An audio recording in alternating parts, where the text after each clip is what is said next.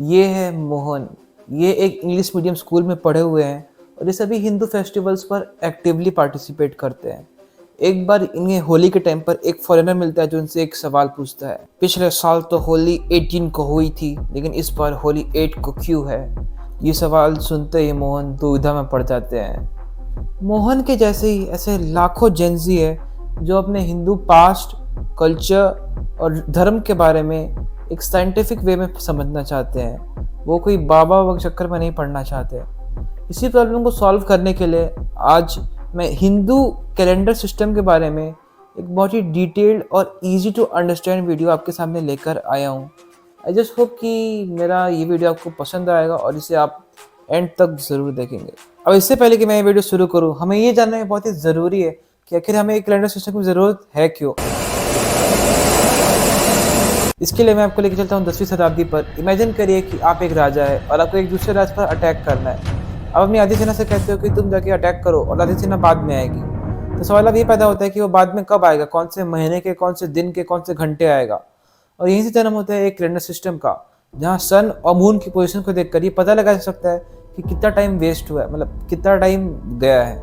इसी चलते different cultures ने अपने खुद के कैलेंडर डेवलप किए और उन सब में सबसे एक्यूरेट और सबसे कॉम्प्लेक्स है हमारा हिंदू कैलेंडर सिस्टम।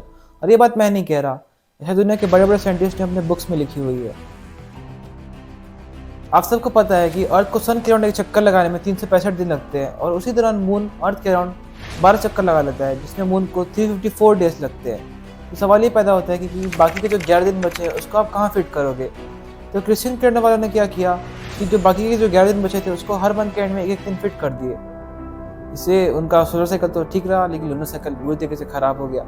वहीं हिंदू कैलेंडर सिस्टम वालों ने ऐसा नहीं किया। उन्होंने एक बहुत ही जीनियस तरीके से एक ऐसी स्ट्रेटेजी लगाई जिससे लूनर साइकिल भी बैलेंस हो जाए, सोलर साइकिल भी बैलेंस हो जाए और दोनों का ऑर्डर भी ना बिगड़े। तो उन्होंने आखिर किया क्या? तो उन्होंने किया एक बहुत ही सिंपल सा टास्क कि हर 30 महीने के एंड में एक एक्स्ट्रा मंथ ऐड कर देंगे। इससे 11 दिन तो बैलेंस हो ही गए आपके, साथ ही साथ सीजन्स तक बैलेंस कर डाले। कैसे? तो देखिए, जो हिंदू सोलर ईयर होता है वो सीजन्स के अकॉर्डिंग बेस्ड रहता है। फॉर एग्जाम्पल वर्षा ऋतु, शिशिर ऋतु, हेमंत ऋतु, इस सब के बारे में आपने स्कूल में पढ़ा होगा, तो इसलिए मैं आप ज़्यादा डिटेल बताऊंगा नहीं। और वैसे भी इस वीडियो में मैं सिस्टम एक्सप्लेन कर रहा हूँ, ना कि डिस्क्रिप्शन दे रहा हूँ। ये सब आर्टिकल्स मैं डिस्क्रिप्शन में शेयर कर दूंगा। तो आते हैं बैक टू टॉपिक। तो हो सकता है कि वर्षा ऋतु जो कि अगस्त में ख़त्म होता है, वो 11 दिन की कमी होने की वजह से वो 2 साल बाद वो जुलाई में ख़त्म हो जाए। तो वहाँ पे एक एक्स्ट्रा अधिक मास लगा के उसके जो वर्षा ऋतु के जो सावन महीना है उसको 2 महीने का कर दिया जाएगा। इससे सीजन भी बैलेंस हो गए, सोलर ईयर भी बैलेंस हो गया, लूनर ईयर भी बैलेंस हो गया और राशि भी बैलेंस हो गई। देखिए, राशि एक बहुत ही कॉम्प्लेक्स स्टफ है और नेट पे मेरे को उसका प्रॉपर नॉलेज मिला नहीं।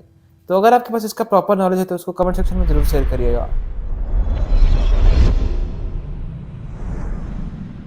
तो हर एक लूनर मंथ जो होता है वो 2 पक्षों में डिवाइड होता है, एक कृष्ण पक्ष, एक शुक्ल पक्ष। शुक्ल पक्ष बेसिकली वो टाइम होता है जब मून अमावस्या से लेकर पूर्णिमा तक जाता है और कृष्ण पक्ष वो टाइम होता है जब मून पूर्णिमा से लेकर अमावस्या तक जाता है। अब इन पक्षों के बारे में भी बहुत ही खास बात है क्योंकि इंडिया के हर अलग अलग रीजन्स में अलग अलग सिस्टम फॉलो किया जाता है। फॉर एग्जाम्पल नॉर्थ में पूर्णिमांता सिस्टम फॉलो किया जाता है, जहाँ पर एक पूर्णिमा से लेकर दूसरे पूर्णिमा तक को एक मंथ कंसिडर किया जाता है। और वहीं साउथ में अमांता सिस्टम फॉलो किया जाता है, जहाँ पर एक अमावस्या से लेकर दूसरे अमावस्या तक को पीरियड को एक मंथ कंसिडर किया जाता है। कई आर्कियोलॉजिस्ट का मानना है कि वैदिक टाइम्स पर पूर्णिमांता सिस्टम फॉलो किया जाता था, लेकिन फिर कुछ कारणों के चलते अमांता सिस्टम पर शिफ्ट कर दिया गया, जो कि इस्लामिक कैलेंडर के बहुत ही सिमिलर है। लेकिन फिर राजा विक्रमादित्य का नियम आया और वापस से पूर्णिमांता सिस्टम लागू किया गया, क्योंकि वो अपने वैदिक रूट्स पर शिफ्ट करना चाहते थे। इस चलते आज हमें वैदिक टेक्स्ट को डिसाइफर करने में आसानी होती है, क्योंकि वह सब पूर्णिमांता सिस्टम पर ही बेस्ड है। इसके अलावा एक पक्ष में भी 15 तिथि होती है। अब ये तिथि basically longitudinal speed per day का डिफरेंस है मून और सन के बीच में। आपका माइंड ब्लो हो गया होगा ना सुन के, मेरा भी हुआ था। तो इसको थोड़ा ज्योग्राफिकली और लॉजिकली समझने की कोशिश करते हैं। देखिए, हमें पता है कि मून को अर्थ के अराउंड एक चक्कर लगाने में लगते हैं 27 दिन और उसी दौरान वो कवर करता है 360 डिग्री का एंगल। तो 360 divide by 27 equal to 13 degree per day. वहीं अर्थ को सन के अराउंड एक चक्कर लगाने में लगते हैं 365 दिन। तो 360 डिवाइड बाई 365 बराबर 0.8 डिग्री समथिंग। दोनों को आप माइनस करेंगे तो बेसिकली लगेगा 12.2 डिग्री समथिंग। और ये वो एंगल है जो मून सन के अराउंड एक दिन में कवर करता है और बेसिकली इसी को हम कहते हैं तिथि। अब इसे आप ऐसे समझिए कि अमावस्या का टाइम सन और मून के बीच का एंगल 0 डिग्री है प्रथमा में वो 12.2 डिग्री हो जाएगा, द्वितीया में वो 24.4 डिग्री हो जाएगा। ऐसे करते करते पूर्णिमा में वो 180 डिग्री हो जाएगा, फिर वहाँ से वापस डिग्रीज होके अमावस्या में 0 डिग्री हो जाएगा। तो आपके मन में एक सवाल अब ये भी आया होगा कि तिथि की लेंथ वेरी क्यों करती है।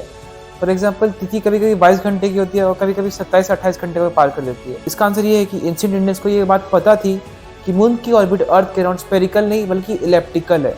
तो इस चलते दो स्पेशल पॉइंट्स होते हैं, एक अपोजी एक पेरिजी। पेरिजी वो पॉइंट होता है जहाँ मून अर्थ के बहुत ही पास होता है, इस चलते मून की स्पीड बहुत ही फास्ट रहती है, इस चलते तिथि जल्दी खत्म हो जाती है। और अपोजी वो पॉइंट रहता है जब मून अर्थ के थोड़ा दूर रहता है, तो मून थोड़ा धीरे धीरे मूव करता है, इस चलते तिथि की लेंथ थोड़ी लंबी होती है।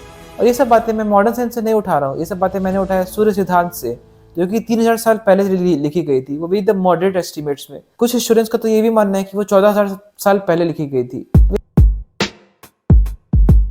यहाँ पे हैरानी की बात ये नहीं है कि हमें ये सब बातें स्कूल पर नहीं पढ़ाई जाती। हैरानी की बात ये है कि सूर्य सिद्धांत जैसे 17 और सिद्धांत है, जिनमें से सिर्फ 4 का हमें पता है, बाकी के 13 कहाँ गए किसी को कुछ नहीं पता। तो नेक्स्ट टाइम अगर आपको कोई फॉरेनर मिलेगा और बोलेगा कि होली का डेट फिक्स क्यों नहीं है, तो उसे बोलना कि हमारे कैलेंडर में तो होली फाल्गुन मास की पूर्णिमा पर पड़ती है, आपके कैलेंडर का हमें नहीं पता। अब हिंदू एस्ट्रोलॉजी पर और भी कई कॉम्प्लेक्स टॉपिक्स है, लाइक राशि, नक्षत्र, उत्तरायण, जो इस वीडियो पर मैं इंक्लूड नहीं कर रहा। अगर आपको इन टॉपिक्स के बारे में और जानना है तो कमेंट सेक्शन में जरूर बताएं। और उम्मीद करता हूँ कि ये वीडियो आपको पसंद आया होगा और आप इसे अपने दोस्तों के साथ जरूर शेयर करेंगे, क्योंकि इससे उनके लाइफ में वैल्यू प्रोवाइड होगी, जो कि मेरे लिए इंपॉर्टेंट है। तो इसी के साथ ये वीडियो एंड करता हूँ और आई होप कि ये वीडियो आपको पसंद आया होगा। पीस।